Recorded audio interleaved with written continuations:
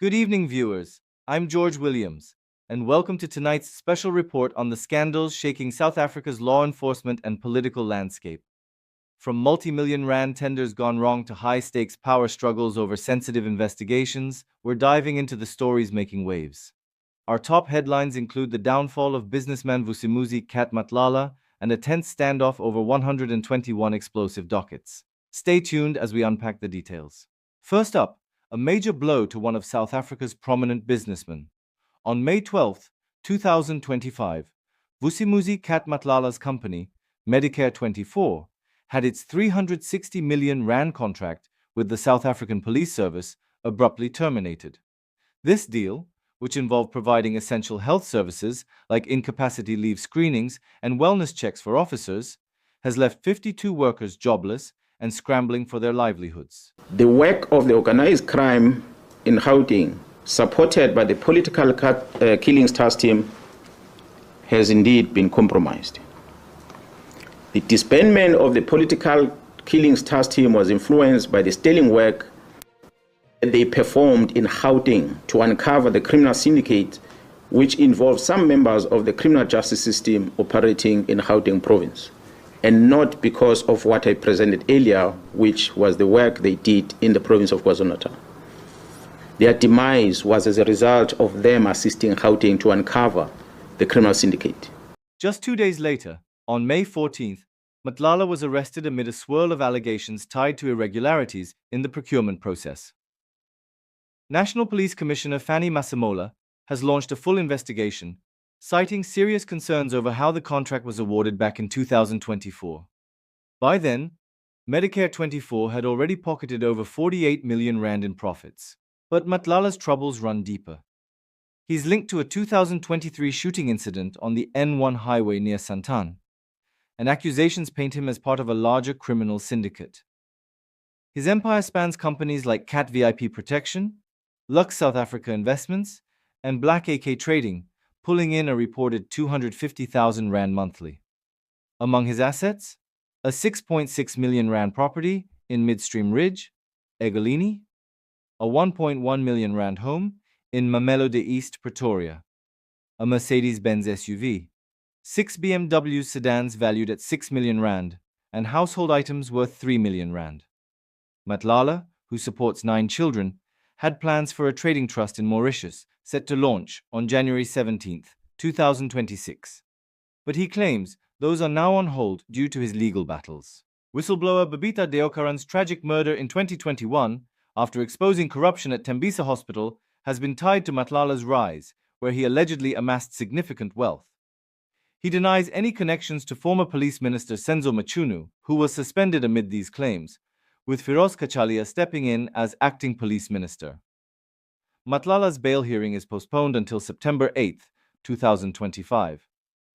In a pointed question during proceedings, the court asked, "Did you have relations with Mr. Vusimuzi Cat Matlala, who essentially was the owner of this company that won the tender?" The answer could unravel even more. Did you have relations with Mr. Matlala, Vusimuzi Cat Matlala, who essentially was the owner of this company that won the tender? Many people were aware that I left SAPS.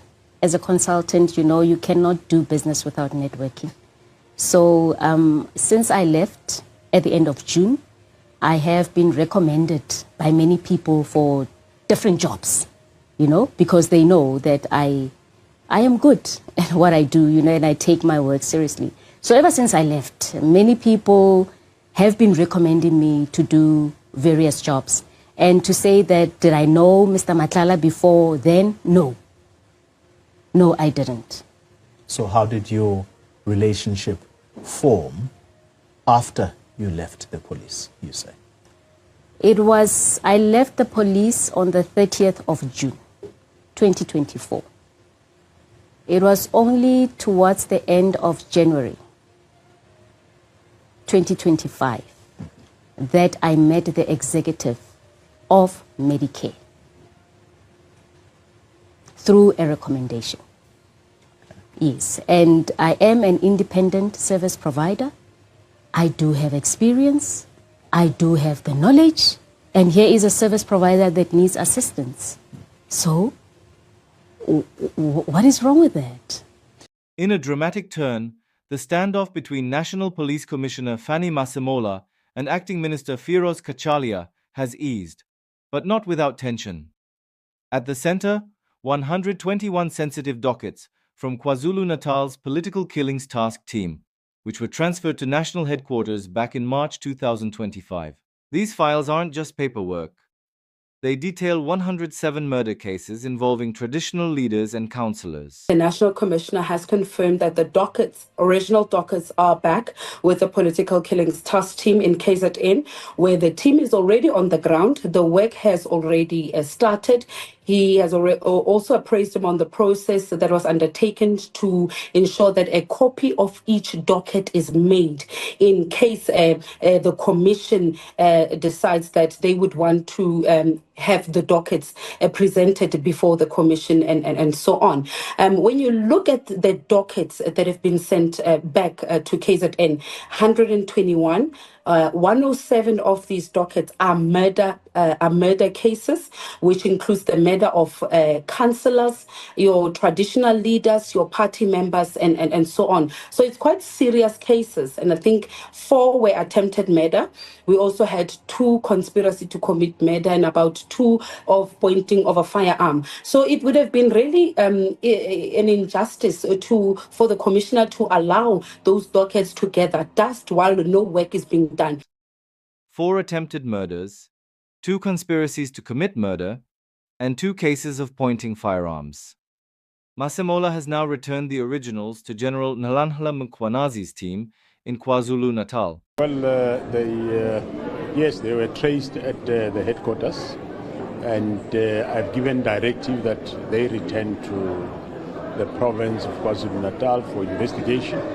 The officials are busy with, the detectives are busy with making copies, and then from there they will be sent back to the provincial commissioner, and he will allocate them back to the political killing task team, and the investigations will continue.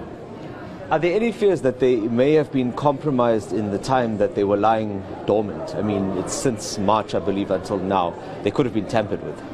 Well, I take it that when they were taken in, they were checked. So the same process is what they are doing now, checking. So if in case there are some disparities, they will pick it up. But otherwise, they are going to check it against the record. When they came in from there, they will take them, return them back to the province of KwaZulu-Natal. Stressing the need for operational independence. In his words, "Do your work and let me do mine." Copies are being prepared for the Madlanga Commission, set up by President Cyril Ramaphosa to investigate interference in the criminal justice system. However, the commission's start has been delayed due to infrastructure hiccups, with a new date expected soon. For the South Africans today, that the investigation which these members were involved with in Gauteng has unmasked the syndicate. And this syndicate involves, amongst others, politicians who are currently serving in Parliament.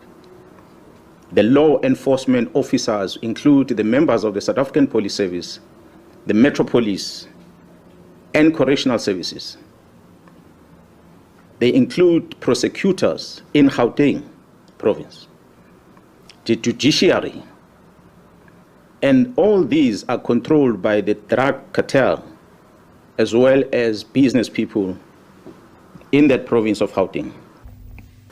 Further analysis of the chats indicates that Vusimuzi Cat Matlala is financially supporting the Minister of Police and Mr. Brown Mokgotzi's political endeavors.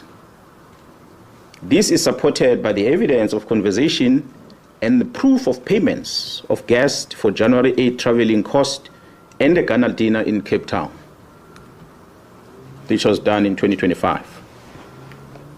The proof of payment, we have it. As I said, we're going to share with you where Mr. Matlala is sending this proof of payment to Mr. Brown Mokgotzi.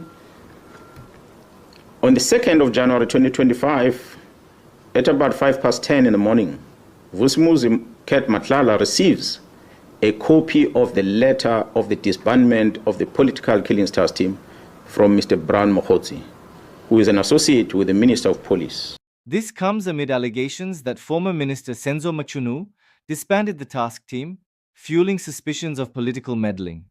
The dockets were reportedly taken by Sibiya from Mkhwanazi, highlighting deep rifts within SAPS. Families of the victims are demanding swift justice, as these cases represent years of unresolved violence in the region. And briefly, other stories grabbing attention. A daring escape during a cash-in-transit heist shootout left suspects on the run. Mozambique's most wanted kidnapping kingpin was finally taken down in a joint operation. In Limpopo, a deadly love triangle ended in tragedy. Durban's taxi strike is causing chaos on the roads, and a fatal taxi accident in Midrand has claimed lives, underscoring ongoing safety concerns in public transport. That's the latest from South Africa's turbulent news front. Scandals like these remind us of the ongoing fight for transparency and justice. What do you think? Will these investigations lead to real change? Share your thoughts in the comments below. For more updates, subscribe and hit the bell. I'm signing off. Stay informed, stay safe.